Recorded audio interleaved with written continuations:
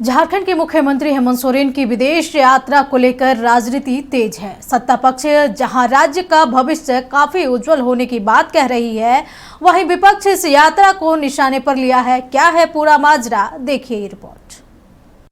झारखंड के मुख्यमंत्री हेमंत सोरेन दावोस और लंदन की सफल यात्रा के बाद रांची लौट आए हैं।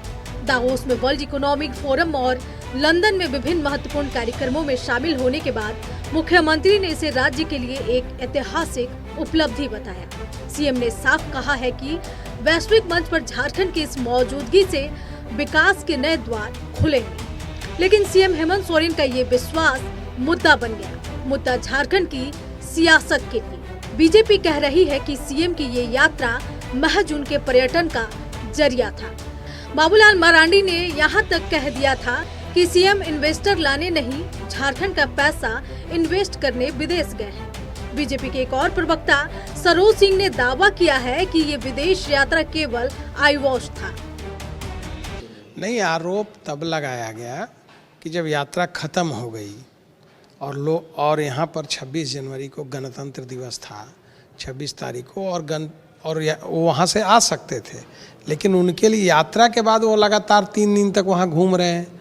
और इतना बड़ा भारत में गणतंत्र दिवस है, मुख्यमंत्री है राज्य के, उनको झंडोत्तोलन करना है गणतंत्र दिवस के अवसर पर, और वहाँ वो घूम रहे हैं।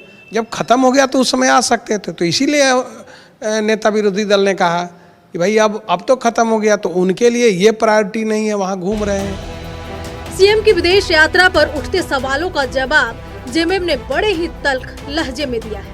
पार्टी के महासचिव मिथिलेश ठाकुर ने कहा कि क्या आज तक कोई मुख्यमंत्री की वर्ल्ड इकोनॉमिक फोरम की बैठक में शामिल हो पाया?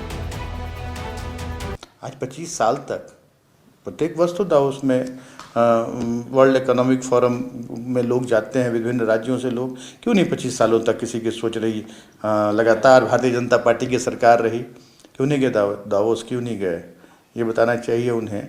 और जो कह रहे हैं कि ये सिर्फ पुरानी चीज़ों की पुनरावृत्ति हुई है, वो आने वाला समय बताएगा।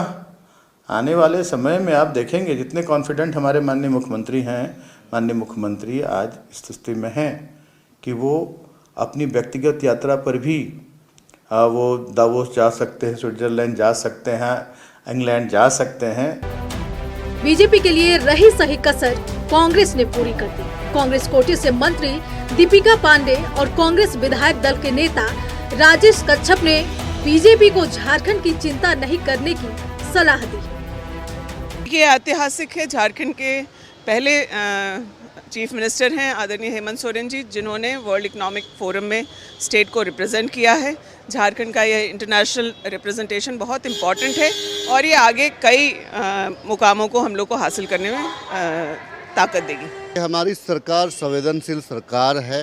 हम कोई हाथी नहीं उड़ाते हैं। हम ज़मीनी धरातल पे रोजगार की बात करते हैं, ज़मीनी धरातल पे हम इन्वेस्टर की बात करते हैं, उनको सुरक्षा से लेकर के उनको तमाम सुविधाओं की बात करते हैं। दावोस में जिस प्रकार से माननीय मुख्यमंत्री को वाइट कार्ड से सम्मानित किया गया, ये राज्य के लिए एक बड़ा अवसर है। और उसमें जितने भी देश के नामी गिरामी जितने भी पूंजीपति वर्ग के लोग थे, उन लोगों ने भी शिरकत किया। माननीय मुख्य झारखंड में असीम संभावनाएं हैं, उन संभावनाओं में हम रोजगार तलाश रहे हैं और आने वाले दिनों में इसका जो है सकारात्मक प्रभाव जो है आपको मिलेगा। सियासत को हिसाब किताब के चश्मे से पहनकर देखें तो पूरी कहानी आपको दिख जाएगी और सियासी चश्मे से दिखने वाली इस कहानी में सबसे बड़ा किरदार आपको इम्प्लीमेंटेशन का दिख जाएगा। नवीन शर्मा, नक्षत्र न्यूज, रांची।